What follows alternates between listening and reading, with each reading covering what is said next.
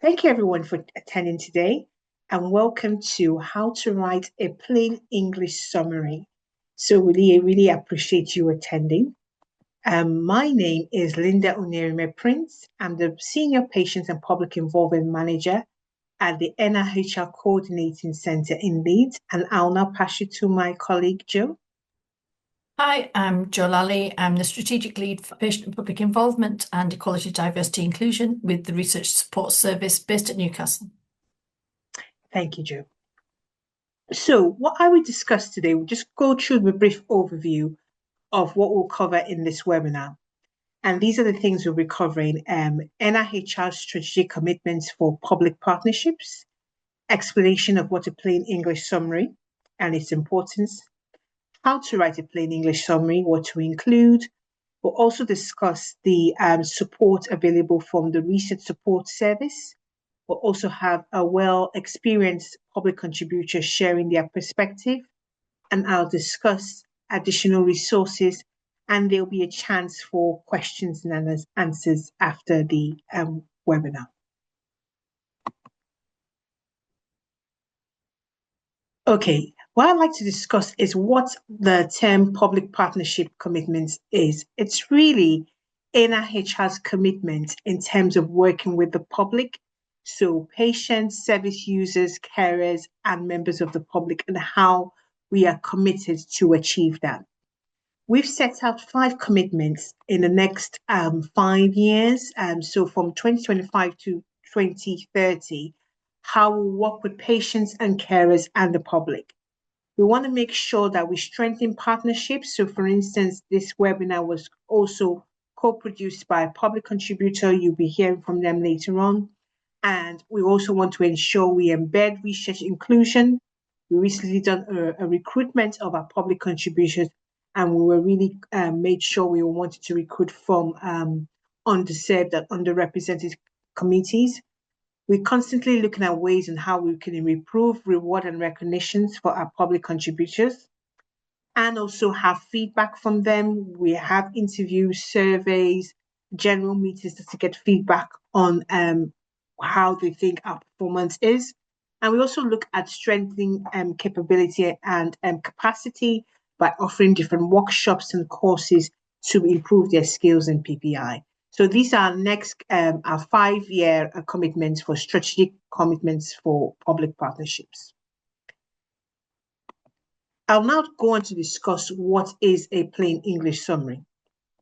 Really in brief, it's really a brief overview of the research. It should be clear and no jargon, and explain technical terms. It really should stand alone, so it's not taken from the abstract of the research. It's something that you actually write separately, and that the layperson should be able to read this and have a good understanding of your research, as well as the reviewers and public contributors. So they don't necessarily have to have an in-depth knowledge of the topic area. They should be able to read this and understand your research. Why is it important? It's very important because it really helps reviewers, board and panel members, including clinicians and researchers who don't have a specialist knowledge in your area, to be able to comprehend what the research is about. Also, members of the public who sit in a lot of selection committee boards where researchers apply for funding. So it really helps them have an understanding. So the plain English summary is a very, very important aspect of your research. And I'm now going to points on how to write it. As I said earlier, avoid jargon, abbreviations, and technical terms. Use uncomplicated language, and avoid using uncommon words that the layperson wouldn't understand. Use active, not passive phases. So also plan the order and structure of how you're going to summarize, maybe even break down the text and use bullet points.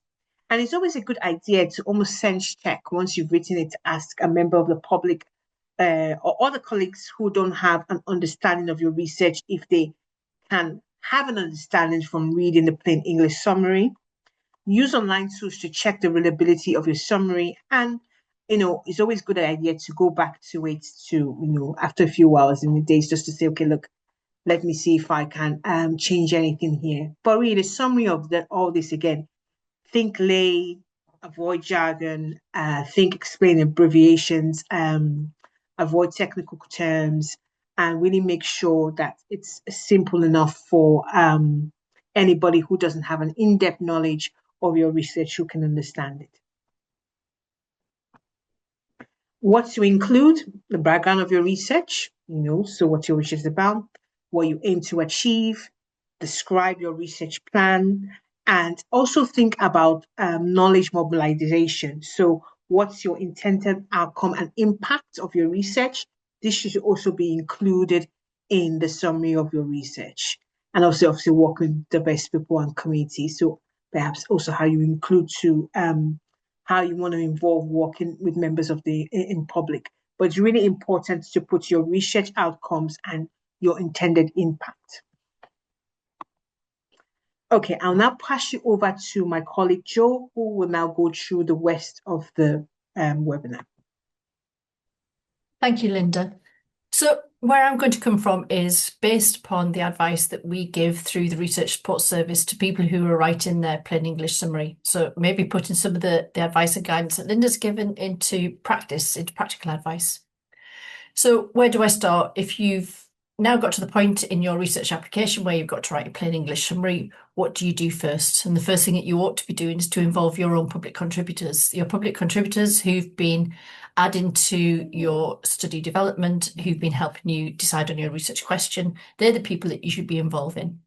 And I've actually put down there, don't start writing your plain English summary too early. Quite often, researchers will come at a very early stage with a written plain English summary, but they've still got some public involvement work to do. So I would wait until your public involvement work is finished so that you can populate those 5 sections that Linda spoke about. So early, but not too early. Start thinking about it, but bear in mind that you will have to keep amending your plain English summary as your application is amended. So writing that first draft, it's often quite onerous and quite daunting as well when you're sat with a blank piece of paper and you've got to write a plain English summary with a limited number of words to get all of your research ideas down onto one piece of paper. How do you start? One of the really, I think, really insightful feedback that we had from our public members was ask the researcher to write a short presentation. So a short presentation with 5 slides, 1 slide for each of the sections, and use it as a way of communicating what you want to say about your background, about your aim, your research plan, working with people in communities and how you disseminate. And often we speak in a much more accessible way than we write. If you're used to writing academic papers and you're not used to writing in that lay accessible language, giving a presentation is often the best way to get a start on your plain English summary. And one of the things that's really good to do is to record yourself delivering this presentation. So you have a recording of what you say, so you can then turn that into your first draft. And we know that lots of the tools, Teams and Zoom can transcribe those for you. So that gives you a starting point. It doesn't give you your plain English summary, but it does give you a starting point. It's really important as well to think about having a balance to all of the sections that Linda spoke about. Quite often we get plain English summaries where 3/4 is made up of the background, telling us how important that research is and what the evidence is and what the background is and why you've chosen to do it, which is all really important. But that detail is in the application. We need to make sure that you've got a balance within each of those sections and you've thought about each of them in turn. So it's really important to get feedback. And I think it's important to get feedback from different groups of people. So you'll get feedback initially from the public members who you've involved in developing your research application. And that's key because they're going to help you write it. But also get feedback from colleagues, friends, family, and from other people who maybe is not as familiar with your own topic. So that's where the Research Support Service comes in, how we can help bring that element of an objective public member to review your plain English summary. So next slide, please. So just a little bit about the Research Support Service before I go on, so people know where I'm coming from. The Research Support Service is delivered across 8 hubs across England, and we all work in partnership. So there are 8 hubs, but there are also some specialist centres. We have specialist centres in public health and in social care research. And what these hubs are there to do is to provide a broad range of support for research design from pre-application, so the area that we're talking about today, through to post-award delivery. And we'll provide the expertise on topics, methods, and the permissions and things that you need to put in place. So next slide, please. So examples of how the Research Support Service or the RSS can work with you, identifying the appropriate funding sources that you might have a really good idea that you want to put forward for funding, but you're not sure where to go. So we can help you decide on where best to go. Methodological support. You may be a brilliant statistician, but you want to do a qualitative piece, but you don't know how to get a qualitative methodologist involved. So we can help identify those and help you build that team around you to make it a much more successful application. So the part of the RSS that I'm involved in is in making sure that public members are involved. So how do you involve public members? Quite often, each of the hubs have groups of public members that they can help you access, and that's where you can get your plain English summary reviewed. We can also help in the grantsmanship, the writing of that plain English summary, but also the writing of the rest of your application. Helping with your regulatory requirements, equality, diversity, inclusion, and signposting you to other areas of expertise. So they're all the areas that generally the RSS can help support you with. Next slide, please. So what about the plain English summary? How can the RSS support you, particularly around the plain English summary? What you would need to do is to register your proposal with the RSS, and the link is on the slide below, which I believe Linda is going to circulate afterwards, and request some advice and support around plain English summaries, but around PPI. It doesn't matter which hub you register with, we're a national service and we all provide this same support. If you register for PPI support, you'll get access to what we call the PEER, the Public Involvement and Engagement Resource. So what that is, it's a group of tools, advice and support that will help you around all of your patient and public involvement. So there'll be advice on how to include the public and who to include and when to include them, pointing you to resources such as toolkits, the national standards, training in particular areas around PPI, support on how to engage with the public, how to involve community partnerships, and how to remunerate public members. So there'll be the advice and information around that. A lot of our work is on pre-application PPI, and we have a fund available for if you want to carry out some public involvement work. Whilst you're developing your application, you can apply to the RSS for a small award to help support with the remuneration for that. And finally, we can review the plain English summary. What happens is that you would submit your plain English summary and we send it out to our public members, 2 or 3 of the public members, and we ask them to review it. Some of these public members have been on funding panels, so they know what the expectations are. They've had training in how to review plain English summaries, and they've got lots of ideas and experience of their own. So they would feed that back to you. And the expectation is that you've asked for their help and support, you've asked for their advice, so that you take that on board. You can get a second review once you've reviewed it if you feel it's necessary. Next slide, please. So I've put down some examples here, and these are anonymised, but they are taken from real examples that have come across my desk that we've sent out to our public contributors. And this is how we've changed it. Taken on board some of the advice that Linda gave about short sentences, making it inactive, reducing the need for complicated words. So the first one that came through, our intervention will reduce caregiver burden and improve life participation. And the public member's suggestion was to change that to, our new support system will improve the day-to-day life of those caring for others. One of the things that the public members didn't like about this first sentence was caregiver burden, because there's an assumption there that being a caregiver is a burden, and people felt that that was something that shouldn't be assumed. That may be something you wanted to explore, but shouldn't be assumed. And they weren't sure what improved life participation was. Is that just day-to-day living? So that's how the first one was changed. The second one, as part of my knowledge mobilisation plans, infographics will be disseminated to relevant stakeholders. It's understandable, but it's not really easily understood, I think. It could be changed to the second part there, as part of my dissemination plan. I'll make sure main research outputs are sent to all key people. It just makes it more direct, more straight to the point, and is less confusing. However, we do tell researchers to make it accessible, but there is the risk, I guess, of going a little bit too far and what we've seen as dumbing down of the plain English summary. An example here is the final one. I look at the different ways kids who've been in care ask for help when they're feeling down compared to other kids their age. So the response back was actually no, it's not acceptable, it's not appropriate for a plain English summary, and it'd be much better if it read, I will consider the different ways looked after children or children in care ask for help about their own mental health. As Linda said, sometimes you can't always get away from using jargon, especially around medical conditions. If you're talking about mitochondrial disease, for example, there is no way to not use the term. But what we suggest is that you use the term, but then you explain it, because not everybody on the panel will be an expert in mitochondrial disease, for example. Next slide. So a few things, hopefully, that you can take away from this section from me is that plain English summary is not about dumbing down, it's about communicating a clear message. And it's about communicating a clear message in each of those 5 sections. So what are the key things about the background? How to make that clear that this is why I'm doing this research, and this is what the public members perhaps have said why I should be doing this research. This is what my aim is, what I hope to achieve, what your plan is. They should be able to tell from your plain English summary a broad overview of how you're going to do that research. So it's important that you think about how you communicate quite complex research methods in that plain English summary. Working with the public, how have you done your public involvement, and how will you do public involvement if you get funded? And finally, knowledge mobilisation, dissemination, impact. So it's about making sure that you've got those clear messages in each of the 5 sections.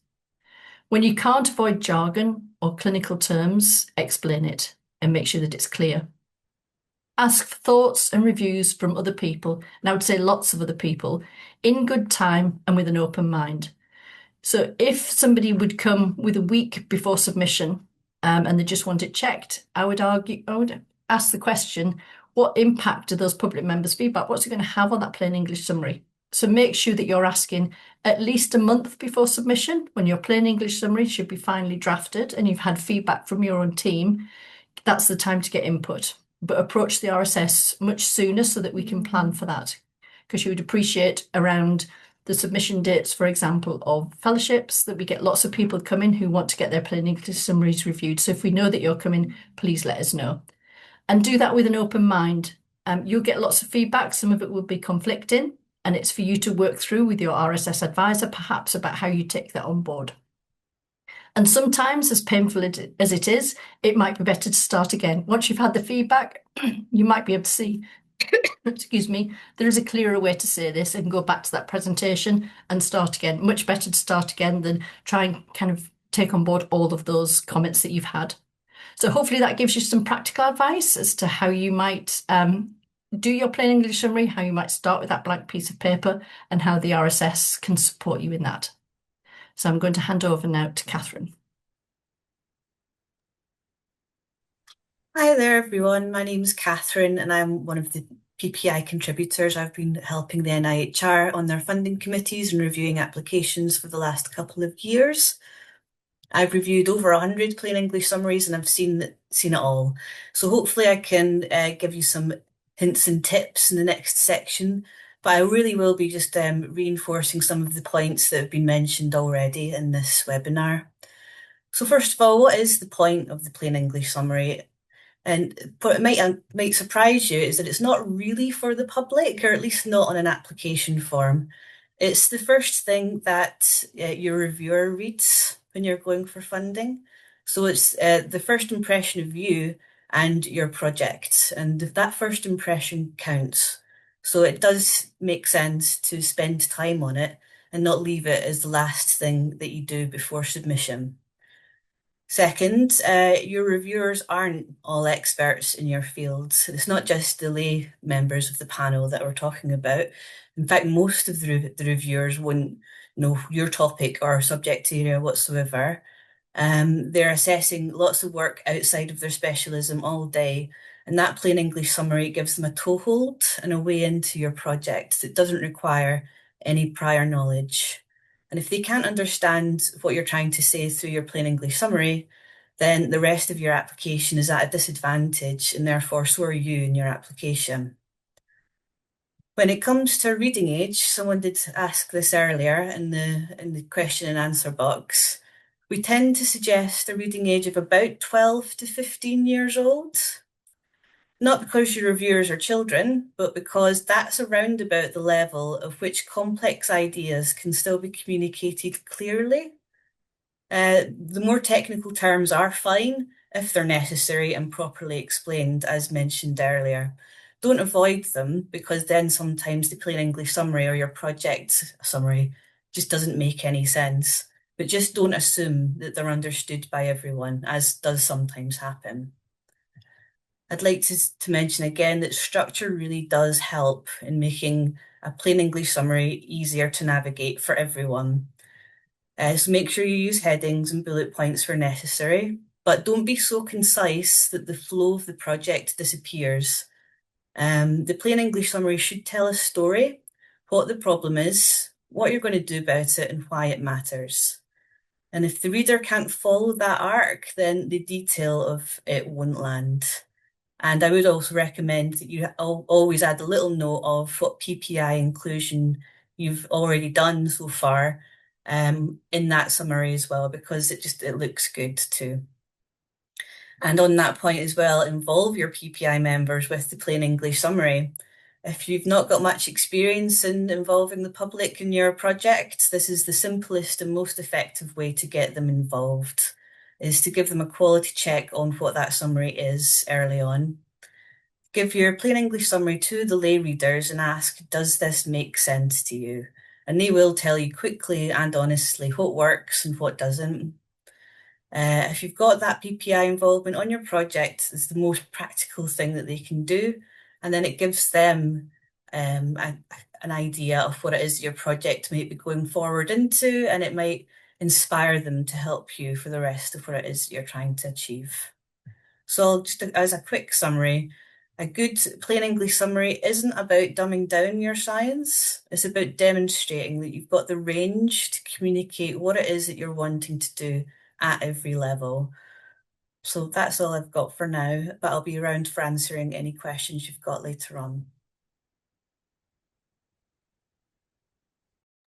Thank you so much, Catherine and Joe, for both of your very comprehensive guide on plain English summary, and Joe also comprehensive guide on support that RSS provide. So really appreciate that. So I'll just now go over briefly before we go in the Q&A, just some of the resources available to you. So there's the Learning for Involvement website, which is the main NIHR website on PPI. There's a link there. The Plain English campaign, which again, more detail goes into detail. It's a website about how to reach plain English summary. There's also NIHR evidence, which are includes examples from NIHR researchers, and there are plain English summaries on there. Our main guide for NIHR briefing notes for researchers also includes a guide on plain English summary. And we also have resources for applicants to research programs and a YouTube playlist. So what will happen is at the end of the webinar, we will send you a PDF of this presentation. And when the webinar is finalized, so when we've edited the recordings and review it, we'll place it on YouTube. We'll also send you a link to that YouTube. And so you will have this as a useful resource. So we'll now go over to the question and answer session. So three of us, we're all available to answer questions, and we'll go through the questions here. So I will stop sharing. Okay, the first question is, what reading age would you be aiming for when using online tools to check for readability? In terms of using online tools to check for readability, I'm not too sure, but I don't know if any of my speakers can help with that. Yeah, if I can come in there, Linda. I know Catherine said between 12 and 15 to get those complex ideas across. The only thing that I would say is on top of that is once you put in a medical phrase or some medical terminology or some statistical terminology that you might have explained within your plain English summary, it puts the reading age up quite a lot. So it's not kind of a definite between 12 and 15. It's a good starting point. But if you were to remove, I'll go back to my mitochondrial disease. If you were to remove mitochondrial from a plain English summary that was currently reading about 18 or 19, it would bring it right down purely because you've removed that complex medical terminology. So it's not an exact science, but it does give you an indication between that 12 to 15. I don't know, Catherine, does that reflect what you've... Yes, I think that is fair. The scientific English is always going to bump any sort of reading age average up, but it's just about comprehensibility. It's about understanding. So you don't want to get too focused on the exact numbers. You just want to make sure that all of these complex ideas are explained clearly and that a young teenager would probably be able to understand it as a guide rather than getting too focused on the specific ages. Because even people between 12 and 15, that's a huge range of knowledge and understanding and skill and education, but it's just as a sort of rough guide. Don't get too focused on it. Thank you both for that. And so the next question, is there an equivalent to RSS in Scotland? There isn't currently, as far as I know, an equivalent. And I think there was another question about which of the home nations can access the RSS. And the RSS is covering England at the moment. But if you have a partner that's based in England or you're going to deliver your research within England, you can access the RSS.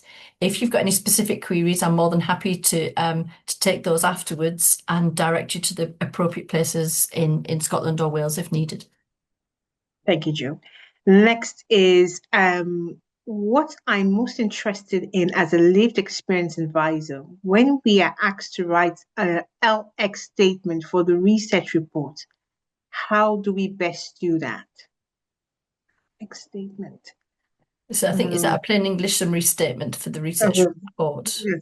Yeah. So I think from an RSS perspective, I would follow exactly the same process that I would advise for the plain English summary, is to get input from your public contributors. You have the sections as a starting point and populate those.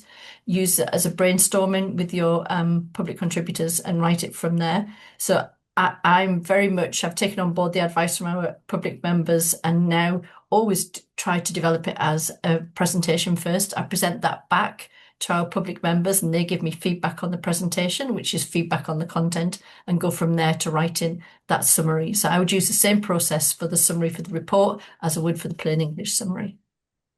Thank you, Jo, for that.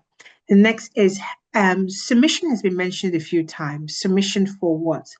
Why would you need a plain English summary and what sort of applications require one? So shall I go again? Yeah.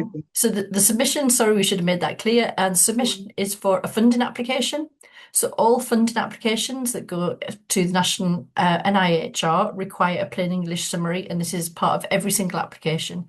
And as Catherine said, this is something that's read by all members of the funding panel.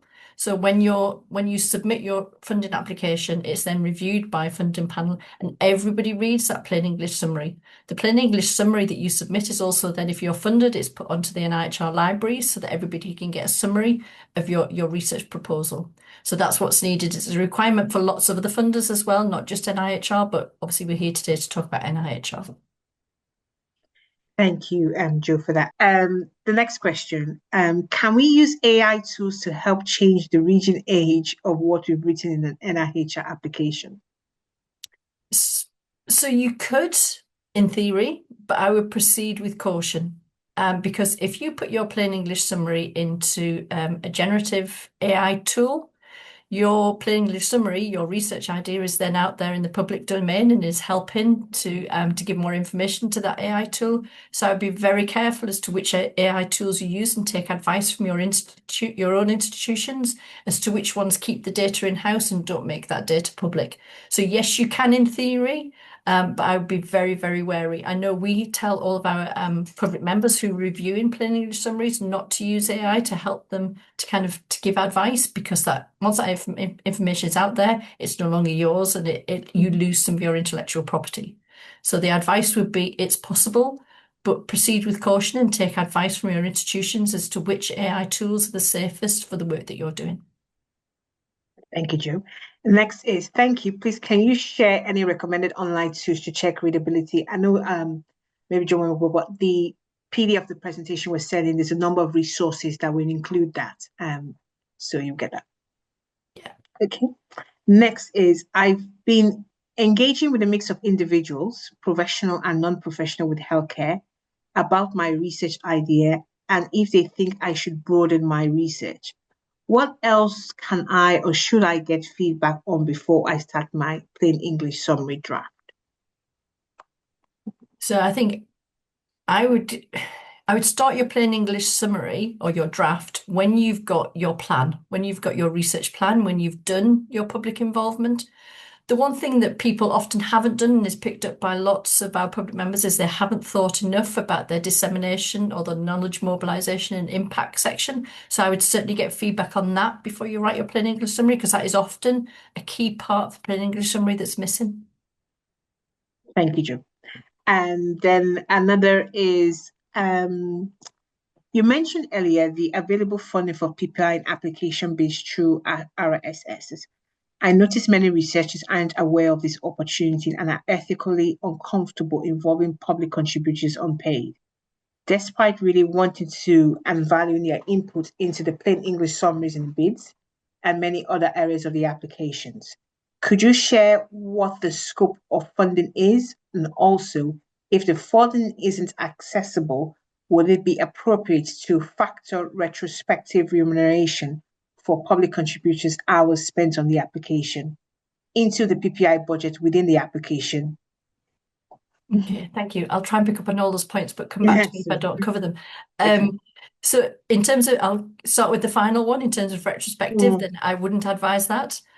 So to pay for public involvement as and when it happens. So in terms of the Research Support Service peer fund, it is up to £400. You make an application through your RSS. You must be registered for receiving support from the RSS in order to access this fund. There's not a link somewhere that you can go to. You need to be registered with the RSS.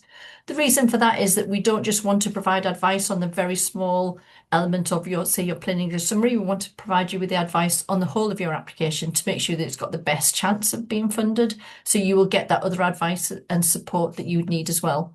What happens is you get a short application. It's only about 2 sides long, and it's asking who you'd like to involve, which patients, public members would you like to involve, what impact are they going to make on your research application, and how are you going to do that, and also then what the costs are for remuneration. And it's generally time that we pay for. Most of the public involvement at this one-off kind of phase will be online rather than face-to-face, but we do fund face-to-face meetings as well, so payment for room hire and for transport. We would ask that people look to see what other funding is available as well, so they may have access to other funds within their department or research team, so we would hope that they have a look at those first. When that application comes back to us at the RSS, we then have that reviewed by our own public members. So our own public members will have a look at it and see if they can think of anything that could improve that peer application. And you then get that money awarded and have 6 months in which to use that money. So it's a good idea to come early.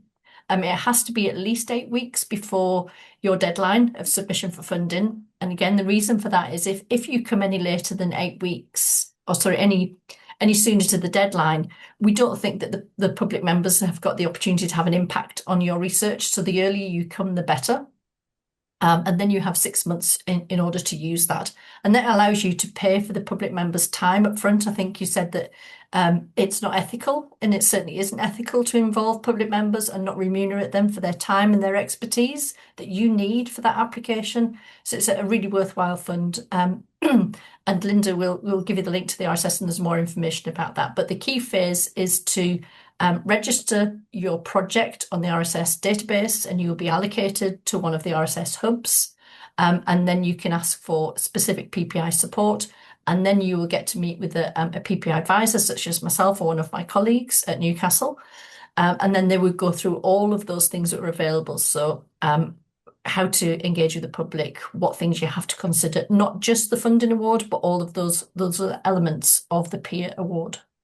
Have I covered all of the elements of that question, Linda? Yes, finally. So thank you, Jo. That's really comprehensive. And just to add to that, in some of the resources that we're sending, I know NIHR has a payment policy guide, which researchers can use and really sort of goes through the different steps and the expectations of what to pay. So it's really useful to also look at that.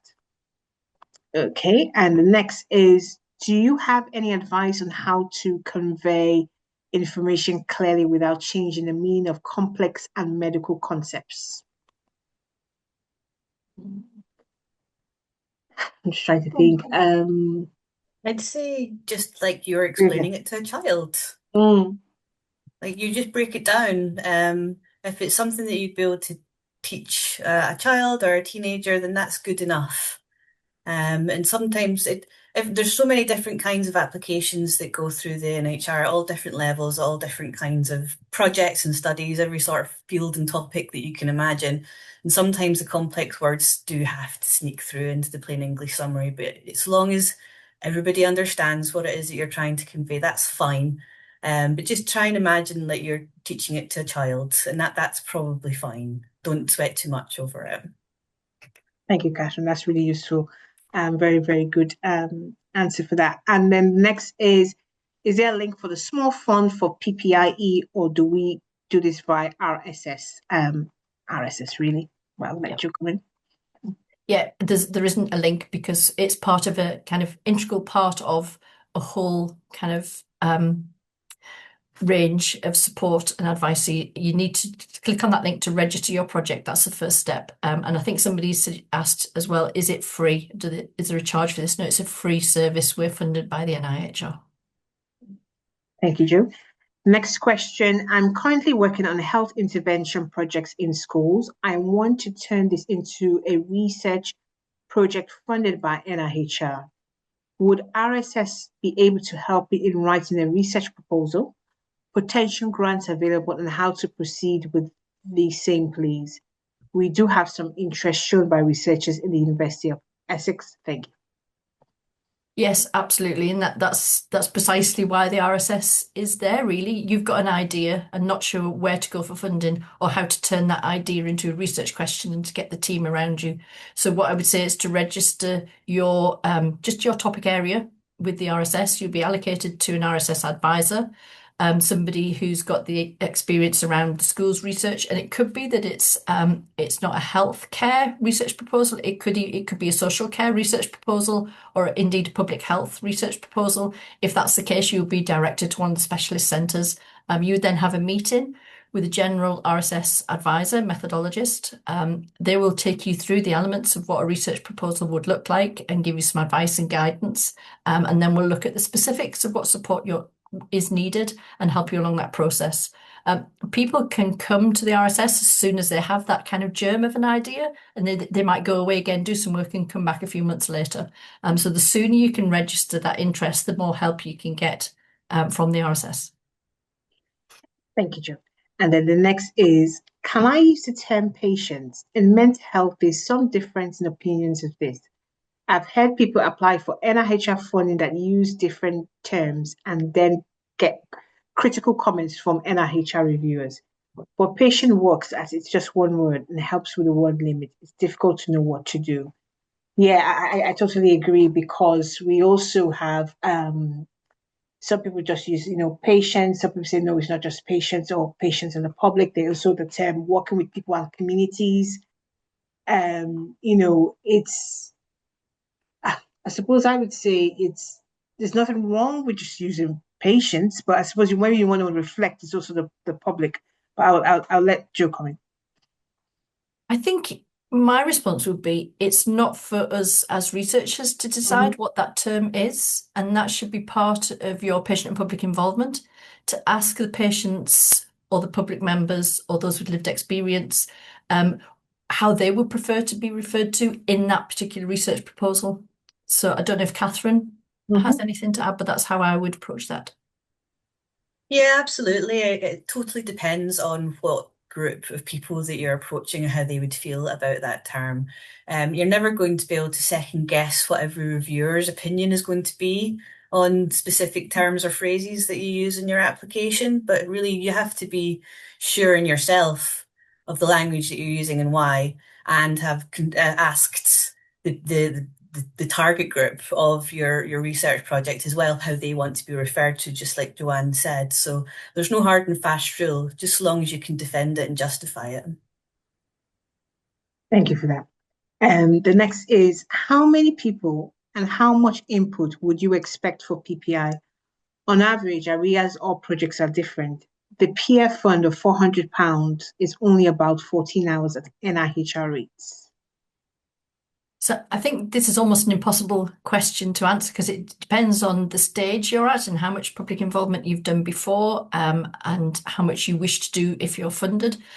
The peer fund is a starting point, and it's not just it could be something that you apply for really early on to get some insight and guidance, and you could apply for a bit later, depending on how long you've got. It is at the NIHR rate of £27.50 per hour. Most of the time we see 2 or 3 short meetings taking place as part of that peer fund. And we usually break down that public involvement into 3 kind of phases, and the peer fund covers 3 online meetings for that. We can go above that if it's really needed, if there's some complex issues to work through. But those 3 meetings, I would say the first is about if the public think this is an important issue, if it's relevant and important to them, and what's missing from the areas that you've chosen. So that would be the first element that was covered in a meeting. The second element would be around, okay, I took on board what you said about which bits were important and which I had missing. This is now what it looks like. What would be the stumbling blocks? Why would people might not want to participate in this? What about recruitment and specifics about the methodology? And the third element to your PPI would be around how do we disseminate? How do we engage with patients? How do we communicate our issues? How do we measure the impact of our public involvement work? So the fund in itself should support some early work. I would say online meetings, we would always say between 3 and 4 people is a really good number to have a really in-depth discussion.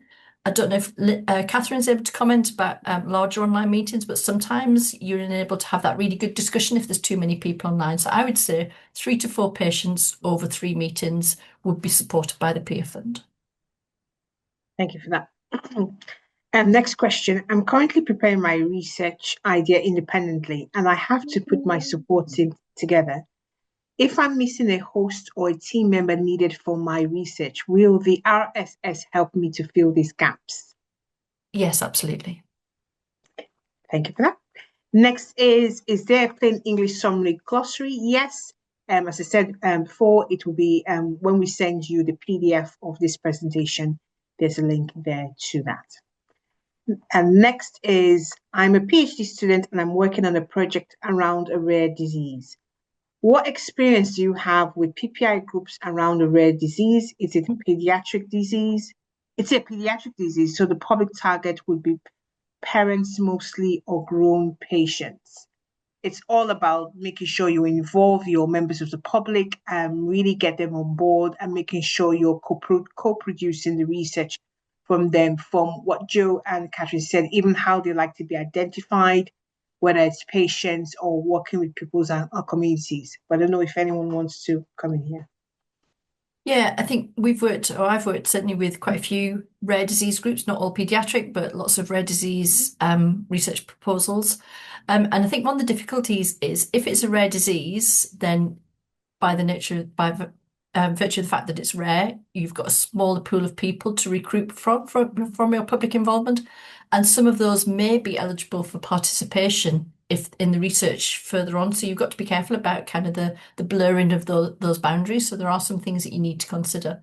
It's also about how you recruit from those specific populations as well. So you need to be careful work around how you're recruited, making sure that you have the permissions to access the group that you want to.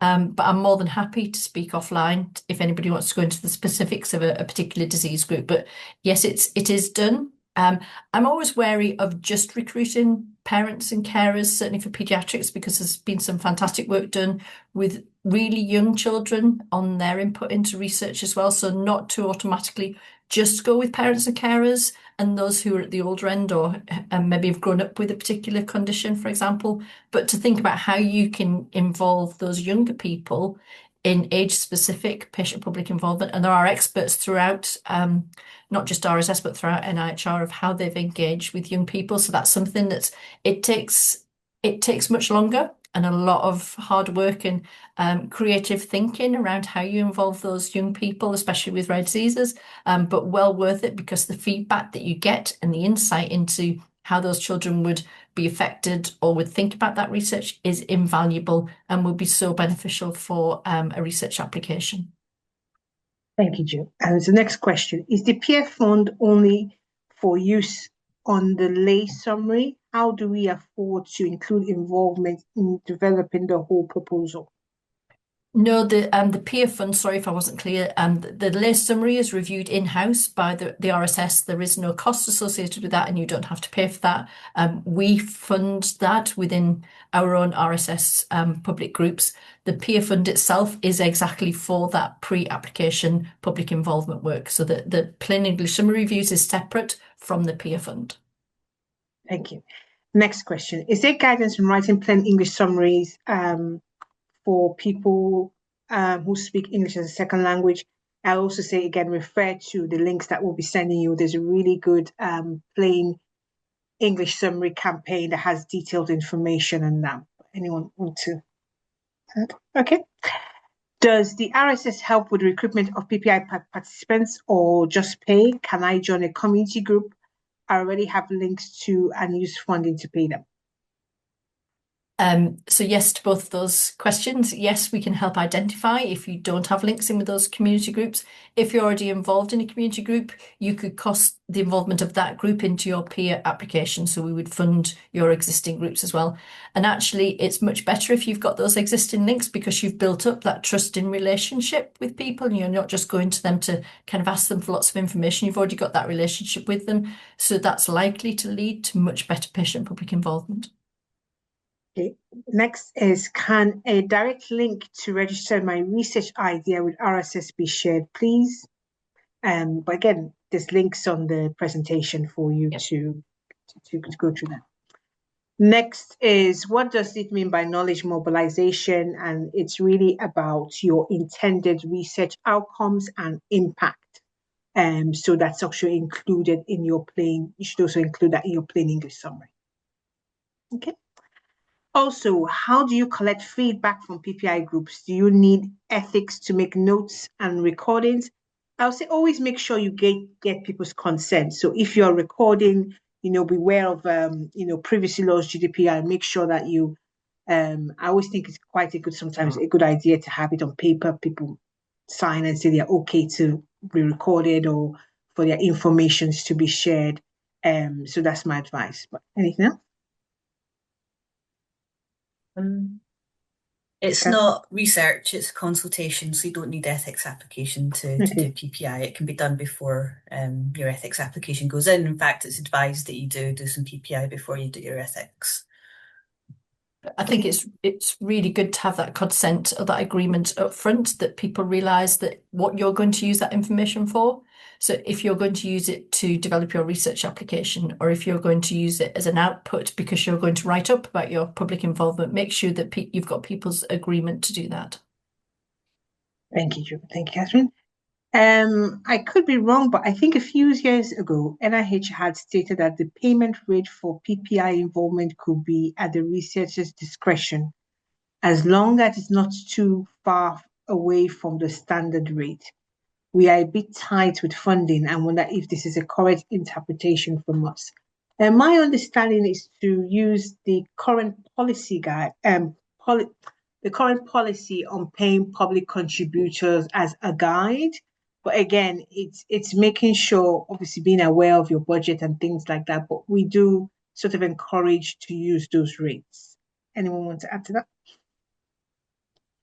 Catherine, shall I let you go first? Yeah, so some people don't use money to compensate their public contributors at all. There's been a spate of false participants has become a bit more of a thing. Once you advertise that there's cash involved, you'll get people applying that aren't your target group whatsoever. So you need to be very, very careful not to have that carrot out too soon.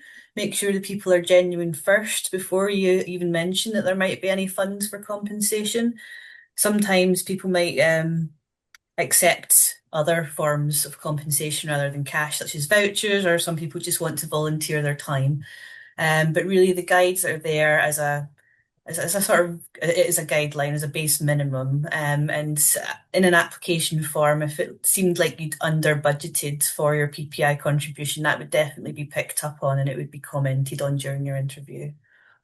And I think there was new guidance came out in December just recently, and it was much more a recommendation that you stuck to those NIHR guidance on what the payment rate was. And certainly if you're applying for any NIHR funding, there'd be an expectation that that was the rate that you included in your proposal so that you could remunerate back at the correct rate. Certainly if we were awarding money through the peer award, we would expect that that was remunerated either by cash payment or by voucher back at the appropriate rate. Okay, thank you for that. So next question.